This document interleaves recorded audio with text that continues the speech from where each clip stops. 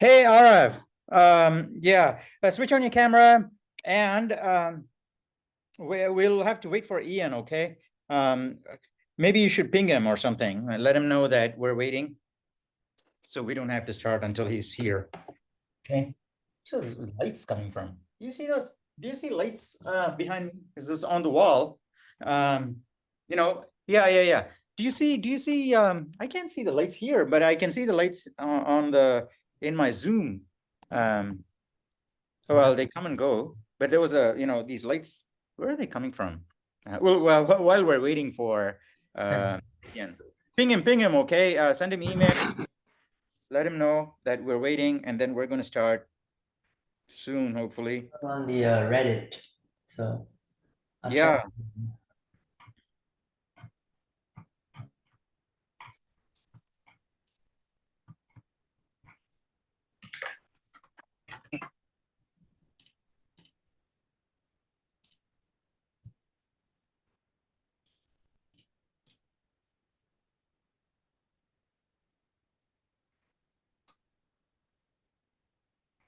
Do you have his email by chance? actually, I don't. You know what? If he agreed to attend the meeting and he didn't, well, that doesn't reflect well on the participation points, let's say. Well, we can do it just with you. You can code it and I can help you. Yeah. Uh, let's start, okay? Let's not waste time. It's already 5:04. Yeah. So do you know what we did on the other day? Yeah, it was that guessing game, and then you read the text file. Yeah. So do you have a list of questions with the number and then the question, number and the question? No, 10 or 15 questions. I don't have this, but I can pull up the Yeah, on the Reddit post. yeah.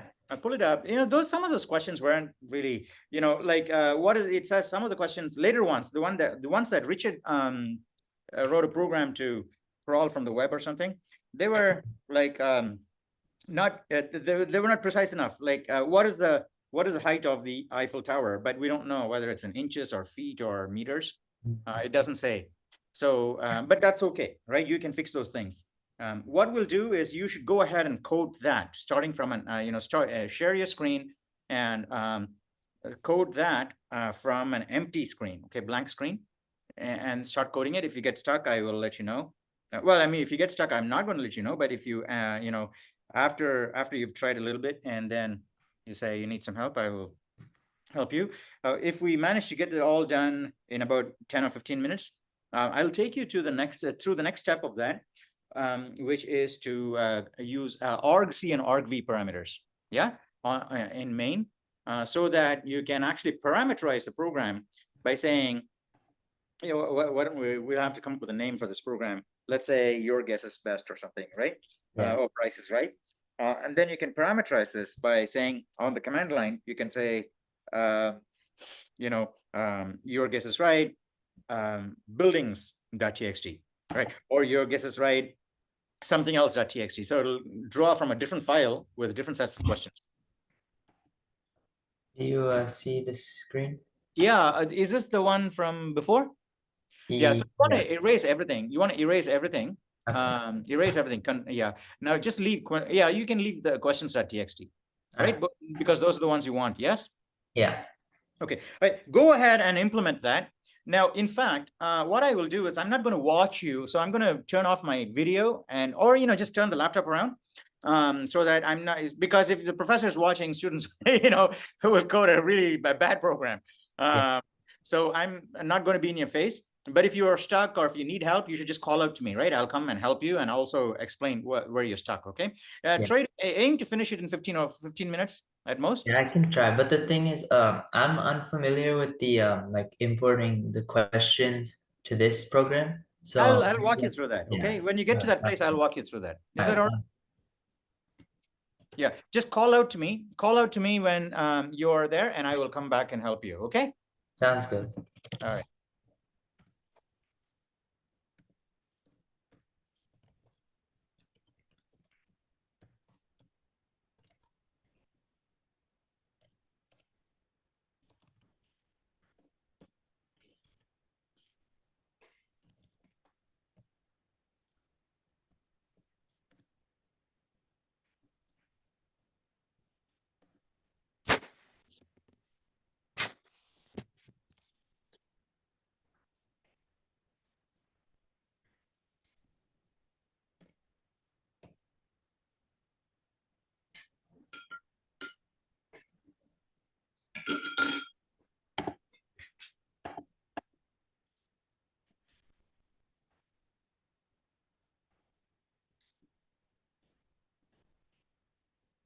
All right, yeah, like from here, how should I import the questions document?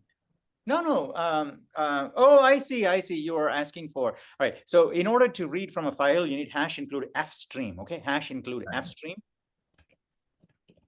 And then you need a couple more include files. I think one more for vector. You need hash include vector because you're going to read in all of the questions into a vector. Yeah. And the Yeah. answers to a vector too.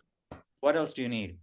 You need unistd.h. That is for the sleep function, right? You're going to be invoking sleep at that point. Yeah. Some Yeah. point. All right. Those. In fact, after that, put a comment and say for sleep. Usually that's what, professional programmers, when they have an include file that is not standard, they will say what it's included for, so that it simplifies things a great deal. Yeah, for All right. sleep. Okay, are you good now? Do you want a way to read the file? Do you want me to walk you through reading the file, or Yeah, are you good? yeah, I think that'll be helpful. Yeah. Okay, all right. So how about this? Okay, there are going to be other variables you're going to create, but there's two variables I'm going to create for you. Is that okay? You're going to create player names and all those other things that we had. Yeah. Yeah. Okay. That's All fine. right. So create a vector of strings. No blank line above that. Yeah, vector of strings. Is it like this string? Yeah, string. Yeah, and then space questions. No brackets, just questions. That's a variable. The name of the variable is questions. Yeah. Yeah. Okay, it's a semicolon enter, and then vector of integers for your answers. And then we'll do one more thing before I hand over to you. Well, no, I have to do a bit more to read the file and all. We want to call srand to make sure that every time you call or invoke the program, it's random. Okay, do you know how to do that, or do you want me to? I think it's srand parentheses. And then inside you got to say time, open parentheses, 0L, or null pointer, nullptr. Right? And then the return value of time, you're going to typecast to unsigned. Okay. Before time, you're going to put unsigned in parentheses. Okay. Here. Yes. Unsigned like that. And then a space after the space after. There you go. Now here. Okay. Now because srand, because a vector is not a native type, it's a class, which means that when you create a vector, it's going to run some code. But what happens if that code invokes rand? Well, we know it's not invoking rand, but what happens if it does invoke rand? So because we're calling srand, let's make that the very first statement in main, so that even if you have constructors, they will already be randomized. Okay, so make that the very first line of main, and then put a blank line after that, right? Semicolon at the end of that line, and then put a comment on the same line that says seed random number generator. Does it all make sense? Anything that doesn't make sense, you can ask me. Yeah, because you and I are the only one in this class. Yeah. Yeah. So, what exactly? Can you explain again? The time and no pointer. Yeah. Okay. So srand says, just give me a number, and then based on that number, I'm gonna, reset the starting random number to some place in that table. Yeah. Okay. Now, how do you give it a random? How do you give it a number? This is a program, a deterministic program. How do you give it a number every time that's different? You can say, srand 1, because every time you call the number, it'll just get called with 1. Yeah. Yeah. Right. So you got to give it a random number inside of that srand, but you cannot call rand inside of srand, because every time you call rand, it's going to give you the same number, right? Because it's not been seeded before. So what we do is do a clever trick and say, well, we just sample the clock. Every time you call the clock, the time function, it'll give you a time is a function that will return the number of seconds since some ancient date. Okay.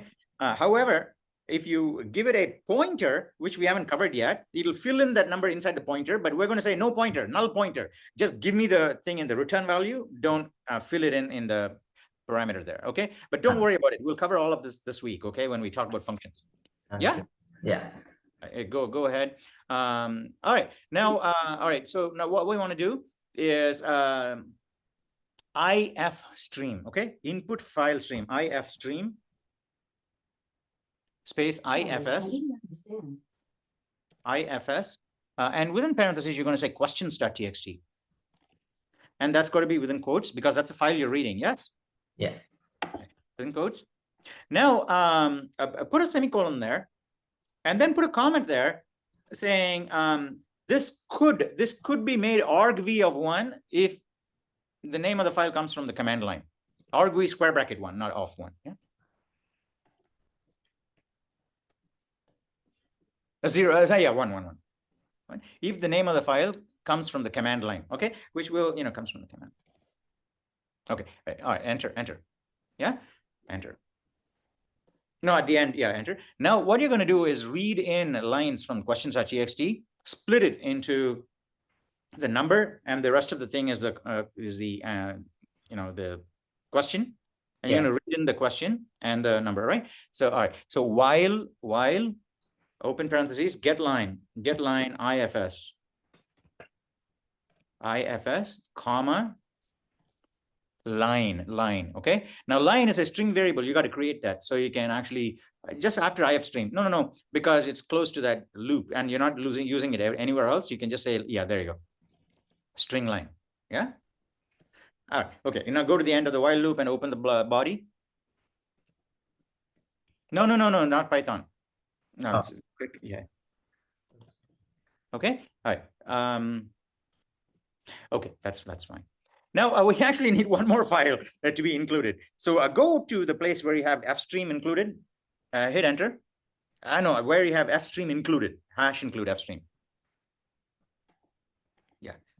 No, yeah, there you go. Right, hash include s stream, right, string stream.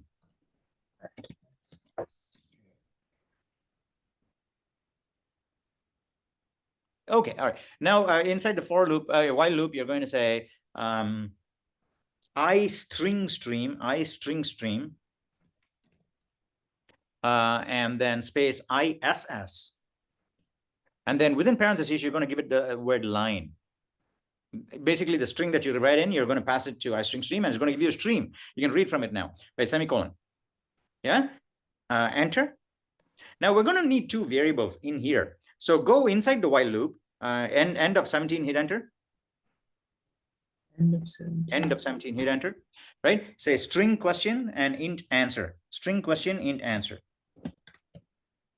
And a blank line because it's declaration. Yeah. All right. Now what you're going to do is read in the first variable into answer. Okay. So enter after that line thing, and you're going to say ISS double greater than right shift into answer.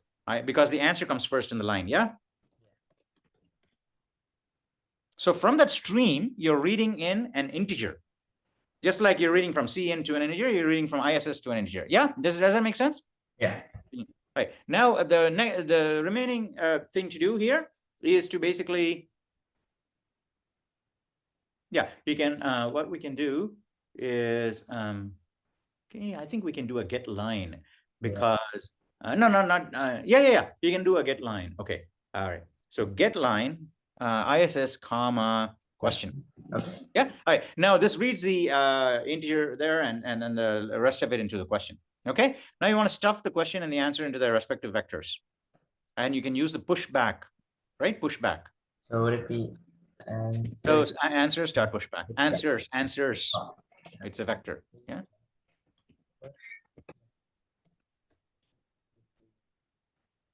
Great. Good. Very good. Yeah. Go ahead. Push the answer, and then also question. You push the question also. Now you need semicolons at the end. Yeah. I'm too used to Python. Yeah, I know, because you put the colon there too. All right, put a semicolon. All right, now that's yeah. All right, now that's the end of the while loop. You get out of the while loop now. Yeah, get rid of the blank line. You have a blank line there. I see. Yeah. Yeah. All right. Now there, you say C out, left shift, red within quotes. You're going to say red, READ with a capital R. No, capital R. Yes, space, and then left shift outside, left shift. I think we can do answers.size, and that's not within quotes, right? It's a method. You're going to call it, yeah, and then there you go. Close it. No. Close angle parentheses, open close parentheses, and then left shift more left shift. And then space. No, quote within quotes you put a space. And then, no, after the space, you say, read so many questions and answers, questions and answers. This No, many? no, no, not read. You already got read. Oh, Read that many questions and answers from questions.txt.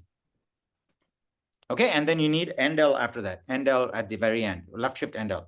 Okay, all right, great. Now you have all the questions and all the answers in their respective vectors in their arrays. Yeah. Now what you have to do is go into the usual loop, ask the user for users. You need to create, player names and player guesses, those vectors are also. Yeah. yeah. Okay, and then you're going to ask the names of the users, put them in there, and then you're going to say, stand by for your question, sleep for 1 second, select a random question, say, this is your question. Okay, and then you have to loop through all of the 4 players, get their guesses, calculate the minimum, and print it out. That's all. Okay. All Do you right. think that'll keep you occupied for about 20 minutes? Yeah, I'll try and I'll let you know if I need any. Yeah. You try, absolutely try. Don't feel pressured. Okay.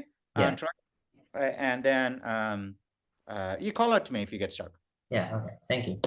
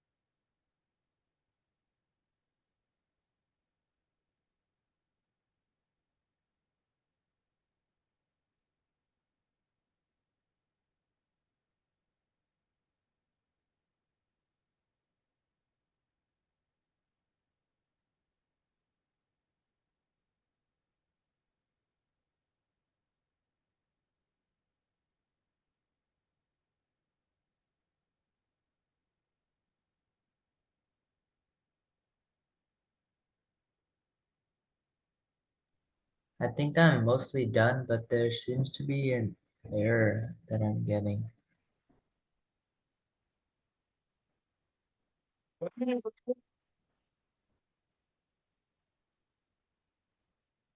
you hear me? Yeah, yeah. I think it's just a little laggy.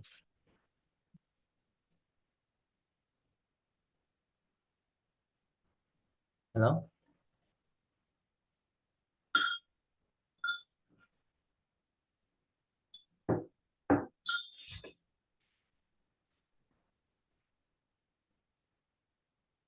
If you're talking, I can't really hear you, Professor. One second, okay? Oh, okay. Yeah, yeah, you're good.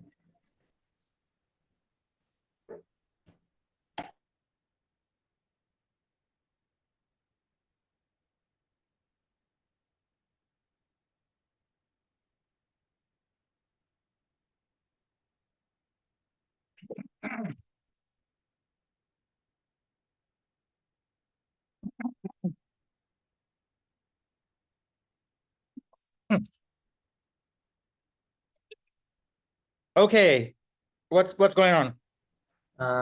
So I think I did it, but I'm getting this error right here. Okay, where is line 50? Right here. Where is the error? What line is the error on? 50. 50 50. error, no match for operator. What is that? Operator minus, is it? I can't. Yeah, yeah. Oh, that's funny. Answers square bracket R minus player. I'm so sorry. No, answers is an integer, isn't it? Um, yeah, yeah. Answers is an integer. Where is answers the vector? You read in answers is an integer. Okay, vector event. Okay, so go further down now. Let's see where the error is. Answers of R. Where's R? Oh, R, rand person answers dot site. Okay. Minus player guesses square bracket 0. What is player guesses? What is player guesses? their guesses. This? No, but what is that variable? Oh, it is a vector. But it's a vector of string. How can it be how can you subtract a string from an integer? Player guesses. Oh, Yeah. yeah, I see. Okay. I think that should run now. One more. Okay. What else? It's the syntax. Semicolon. Semicolon. Yeah. What is that? 54.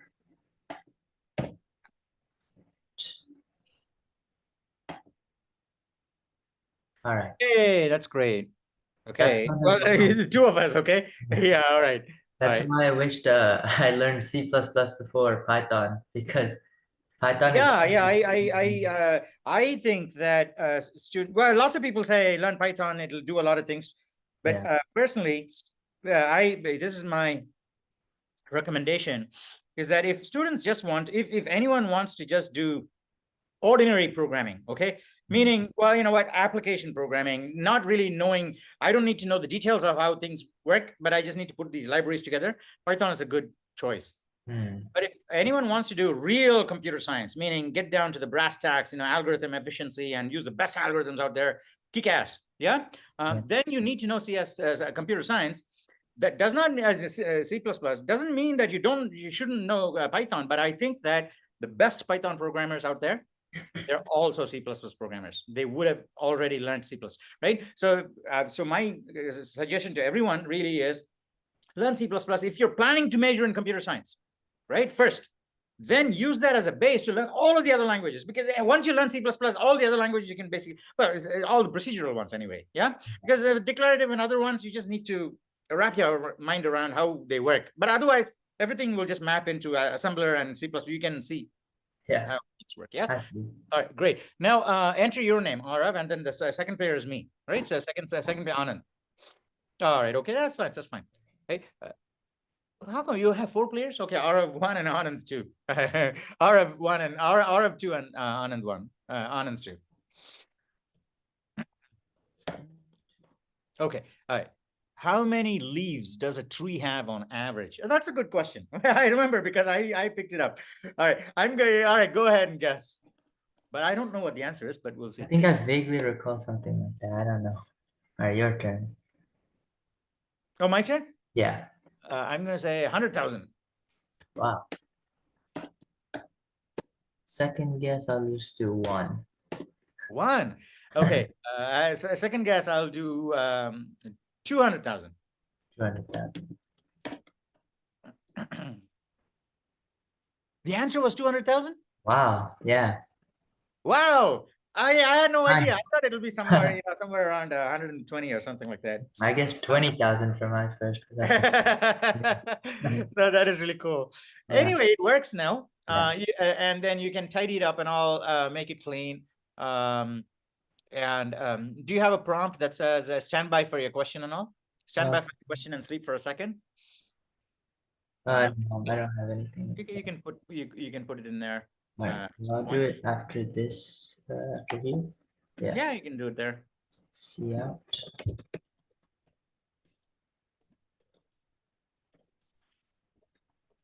Dot dot dot dot dot dot, and then new line there. Also, you need to go to the new line. Yeah, handle. Yeah, handle, and then sleep for a second. Okay. Well, we don't have to play it again. You can play it with your mom or dad. Yeah. Yeah. So I have a question. So does sleep just kind of like It pause? just it just that thread in which your program is running, it'll just pause it for a second. Okay, I see. And the advantage of using sleep is that it is not dependent on the system load. So if the computer is highly loaded, it'll still be 1 second. I see. Okay. A number of seconds. Yeah. So all right. Now what time is it? If you want, it's 5:41. If you want, I can show you how to use argc and argv in here to select the name of the file at runtime. Yeah, sure. Yeah? All right, okay. It'll only take 5 minutes, okay? So now go to the top to main, where you have main. Yeah. Now in there you say int argc and int argc, and then charged an argc argc count, argument count argc. Argc is a variable that tells you the count of all the arguments given to the main program. I see. Yeah, so including the name of the program itself. So it's at least 1, right? Comma, and then char star, which is a character pointer. No, star. Oh, I see. Argv is a vector of arguments. You have the count of arguments and you have vector of arguments. Argv, right? And then that is an array because it's a vector, right? Yeah. Square brackets. Square bracket. All right. Okay. Now, after the after your vector, go to line 18 and hit enter. Yeah. All right. Now, what you want to do is if argc equal within parentheses argc equals 1. If argc equals 1, double equals 1. Yeah. And then go to the next line. In fact, we'll do it this way. Okay. Now get rid of that. We'll use a ternary operator. So you'll have more practice, right? Get rid of that if statement. Have you used a ternary operator before? No, I haven't. So it's going to be in the midterm. So that's good for string questions file, string questions file. Yeah, capital F. You can make it camel case. Yeah. Equals. Now within parentheses, you're going to say argc double colon argc less than or equal to 1. Okay, less than or equal to 1, right? And put spaces around less than or equal to, right? And then outside you say question mark.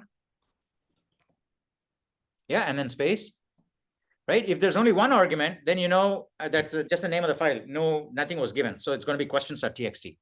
Questions.txt within quotes. Yeah. All right. And then go to the end, space, colon, space. No, space, colon, space, not semicolon. Colon, yeah, space. Now this is going to be argv square bracket 1, meaning when the program was invoked, they told us a file name. So don't use questions.txt. You're going to use argv of 1. That is the name of the file that was given in. Yeah. Yeah. Okay. Semicolon. Now semicolon, and then where you open the file. No blank line needed there. So where you open the file, IFS, where do you go and open the file? Yeah. So instead of questions.txt, you're going to say question file. You're going to use a variable name. And because it's a variable, you don't put it in quotes.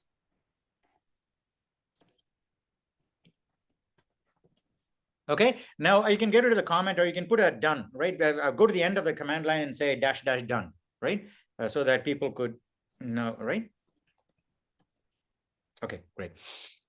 All right. Now, oh yeah. On line 33, where it says read these things from questions.txt. You got to get rid of the questions.txt. Yeah, get rid of that. And then outside of the quotes, you say argv of 1, right? Argv of 1. Okay. Now, it's a character pointer. Let's just make sure it's going to be a string. Okay. Wrap argv of 1 inside of the string, and then within parentheses say argv of 1. I think that will be safer. Although you can experiment without that too. It may work. Yeah. Yeah. No. String, and then the parameter to string is going to be argv of 1. Oh, okay. Yeah. All right. Now get rid of that. Yeah. All right. Now go to the how do you supply command line parameters to this program? Oh yeah. Go to questions.txt. Go to questions.txt and cut the last 10 lines. Oh no, well, actually let's create one more file. Create a brand new file. To the left, yeah. New. And then call it rf.txt. Okay. And then here you're going to say, well, let's say, just pick a random question and a number. We can ask Google or something for the answer, right? How many or what, how many hours has, how many days how many days has someone stayed awake? Or something like that. Pick a question, 2 or 3 questions, okay? We just want to make sure it's there to test it. Yeah, okay. And then Alexa, what is the longest anyone has stayed awake? According to an Alexa Answers contributor, the longest time anyone has stayed awake is 264.4 hours or 11 days and 25 minutes. This is just say 11 days. The world record was set in December 1960. 11. Yeah, and then you got to say, Alexa, stop. So what is the longest that someone has stayed awake? Oh yeah, longest number of days, so that we'll know what the unit is. Longest number of days. What is the most number of days? Most number of days anyone has stayed awake. Right. So come up with a couple more questions. Okay, couple more questions. How many bananas are there in an average bunch? How many bananas are there in an average bunch? Okay. Hey Google, how many bananas are there in an average bunch? On the website portofename.org, they say, when the fruit does appear, it grows on a single stalk with 7 to 10 bunches, each bunch holding 12 to 14 individual bananas. Let's say 12. Individual bananas are called fingers. Bananas are grown and harvested. Alexa, hey Google, stop. Bananas are All right. in one One more? bunch. Yeah, how many bananas are in one bunch? How about how fast does a snail move?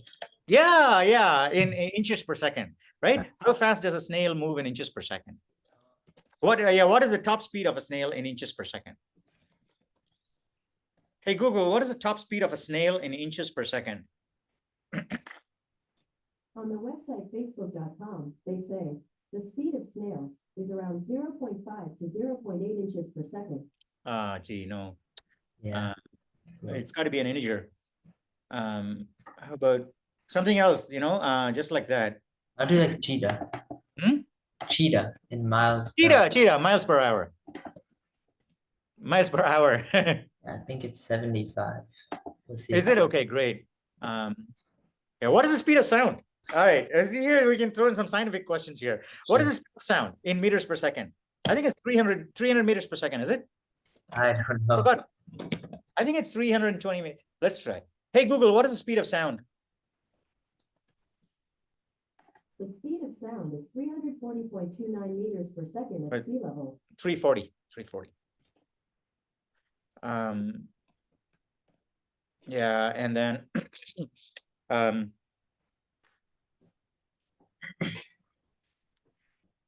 oh yeah, what is the atmospheric pressure at sea level? I don't know. Enough. That's enough. Okay. Okay. 4 questions. You can play the player. You can play with your mom and dad and get more questions, right? And then you can create a separate pack for, I don't know if you have brothers and sisters. Each one of them can have a and then you can play it. All right, great. Now go to your main program again. Go to your main. Now we need to supply it command line parameters. No, Richard did it last class, so I want to figure out how he did that.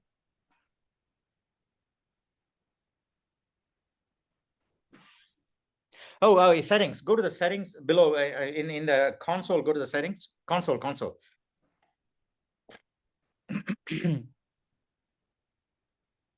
No, not that. What about the next one? What is that? Output copied. Oh, that's the output. No, that's not it. Somewhere in there is a facility to supply command line parameters. I wish Richard was here so we can ask him. You can actually just Google too. Okay. Oh,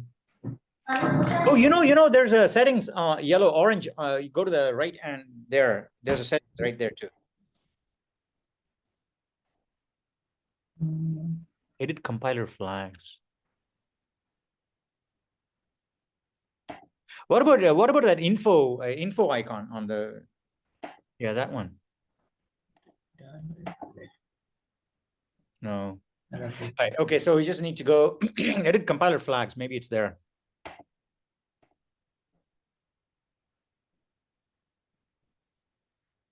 No. Oh, I see. It's for the compiler. It's not for your program.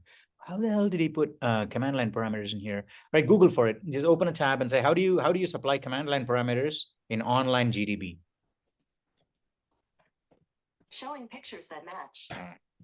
He doesn't.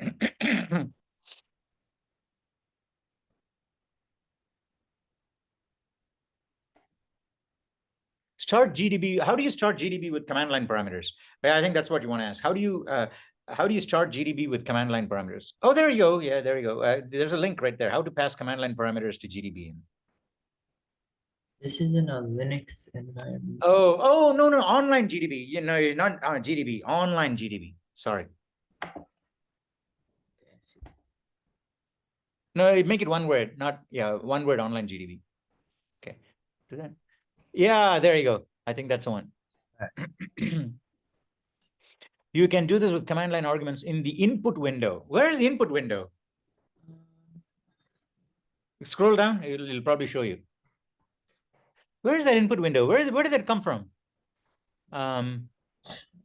Go to your program again. Maybe that thing, that drop down on the left. Yeah, click that. No, that disappeared. I think this is just yeah. Did you see it? No. Where's the input window? Oh yeah, there we go. How did you get there? It says hit enter to exit console. So I see. Okay. All right. Great. Go ahead. Now here say rf.txt. Right now, if you run it, it'll read 4 questions from rf.txt. Well, it's not a private meeting, but Jin is late. I forgot the semicolon. All right. Layer 1.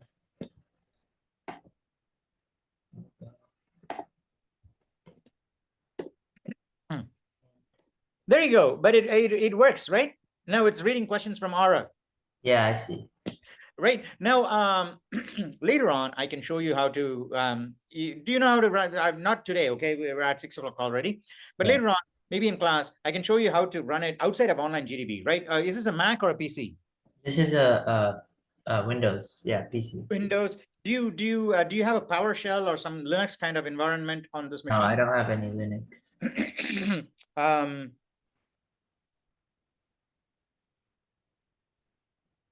Yeah, but do you know how to use VS Code? Yeah. Well, later on, not now. You know how to run commands on the DOS command line, right? And Windows, you go to run. Yeah, okay. So later on in class, maybe you can ask and I can show you how to compile it and then run it from the command line itself, without having to go to online GDB. It'll be a program on your machine. Yeah. Now you can ask your, friends or brothers or sisters to create their own. They don't have to tell you what it is. They just create their .txt files before dinner, maybe. And then say, well, after dinner, we're going to play this game. And I got these four of us created 4 files and you can play. And you can say, pick a file from, RF and one of those, right? It'll be fun. Yeah. All right. So this is it. Play around with it, right? Play around. I think you're reasonably comfortable because you coded most of this, right? Yeah. Select that. Okay. I have a quick question. Yeah, sure. So it's saying in the console that it's reading 5 questions and answers. Yeah. But I only have 4. Is it? Oh, I think you have a blank line there. I see. So it probably read a blank. Oh no, but it pushed 5 numbers into. Yeah. I think what happened was that it read the blank line, and then it tried to get a value from the blank line, and there were 0 for the answer and all spaces, or empty string for the question. And so in your vector, you probably have an empty string and a 0. Yeah. Okay. I see. So you need to clean it up. Yeah. So and then defensive programming, when you actually write it, in the real world, for example, before you stuff things into the vector, you would also do some sanity checks, saying, hey, is that a real value? Then I'll stuff it. Otherwise, don't stuff it. I see. All right. That's all. Good job, Arav. You're actually doing well. We'll share this video so that other people can also, benefit from it.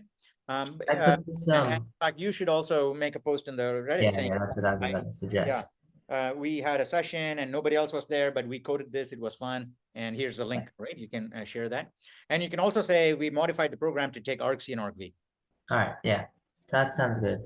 All right. Good job, Arav. All right. Thank So, you. and what you did was the right thing to do, right? Yeah. Meaning that if you found something confusing, if it wasn't right, and help was offered, right? Saying, well, you know what? I'll give you a special class. People, if you find things confusing, you should jump on the offer. Yeah. Right, and you're the only one who did it. So the other people now they'll basically have to struggle and pick this up by themselves, or they can schedule a session with you and you can explain it to them. Right, Yeah. good job. All right, I'll see you tomorrow in class. Yeah. Thank you. This is helpful. Thank you. No worries. Bye. Bye.